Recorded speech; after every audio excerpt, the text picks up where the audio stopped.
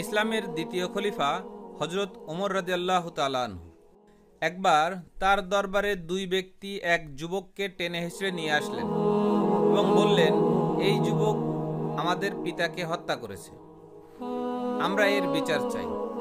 খলিফা হযরত ওমর রাদিয়াল্লাহু তাআলা আনহু সেই যুবককে জিজ্ঞেস করলেন যে তার বিপক্ষে করা অভিযোগ সত্য কিনা।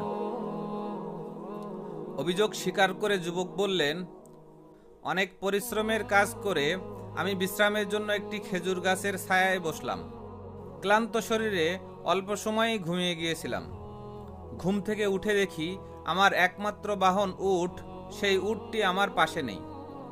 তখন আমি খুঁজতে খুঁজতে কিছু দূর গিয়ে পেলাম, তবে তা ছিল মৃত। অভিযোগকারী এই দুই ব্যক্তির বাবাকে আমার মৃত উটের পাশে পেলাম। সে আমার উটকে তার বাগানে প্রবেশ করার অপরাধে পাথর মেরে